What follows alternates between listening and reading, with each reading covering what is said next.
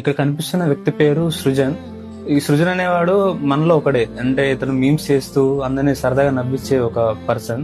ఇతను రీసెంట్ గా ఉరేసుకుని చనిపోయాడు తన రూమ్ లో. సృజన్ చనిపోవడానికి కారణం ఒక 8 మంది ర్యాగింగ్ చేయడం వల్ల చనిపోయాడు.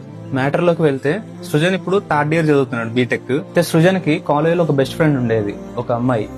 వాళ్ళిద్దరిది అన్నా చెల్లెల అనుబంధం, అది కాలేజ్ అందరికి తెలుసు. ఓన్లీ వాళ్ళ బ్రదర్ అండ్ సిస్టర్స్ లాగానే బిహేవ్ చేసేవాళ్ళు ఎక్కడైనా. సృజన్ అలా అమ్మాయితో క్లోజ్ గా ఉండడం తన అన్నయ్యకి ఇష్టం లేక తన అన్నయ్య ఏం చేశాడంటే సృజన్ ని నైట్ 11ంటికి తన రూమ్ కి పిలిచాడు. అండ్ ఆ రూమ్ లో తన ఒకడే లేడు, 8 మంది ఫ్రెండ్స్ తోటి ఆ రూమ్ లో ఉన్నాడు. అండ్ సృజన్ ని తన రూమ్ కి పిలిచి తన ఫ్రెండ్స్ తోటి ఫుల్ గా ర్యాగింగ్ చేసి, అంటే క్యాష్ గురించి కావచ్చు, దాని పర్సనల్ కావచ్చు, హింసించడం, ఇవన్నీ నైట్ 11 నుంచి తెల్లవారుజాము దాకా ఫుల్ గా ర్యాగింగ్ చేసి తనని మానసికంగా ఫుల్ గా ఒత్తిడి చేశారు. దీంతో సృజన్ ఏం చేశాడంటే తన రూమ్ కోసం వెంటనే ఉరేసుకుని చనిపోయాడు. ఇప్పుడు వాళ్ళ అమ్మ నాన్నకి ఏం చేయాలో అర్థం కావట్లేదు.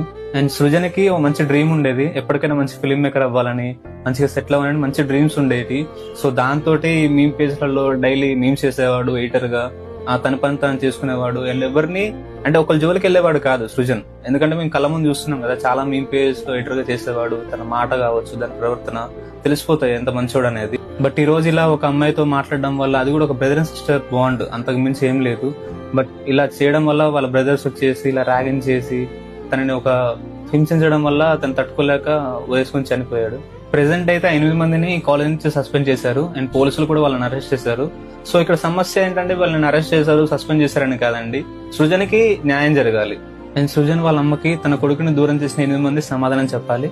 ఇన్ఫర్మేషన్ అయితే అందరికి షేర్ చేయండి. చాలా మంది తెలియదు ఈ విషయం. అండ్ మనలో ఒకడు ఒక ఎడిటర్ గా మనల్ని డైలీ మీమ్స్ చేస్తూ నవ్వించే ఒక ఎడిటర్, ఒక మనిషి. కాబట్టి ఇన్ఫర్మేషన్ అందరికి షేర్ చేయండి దయచేసి.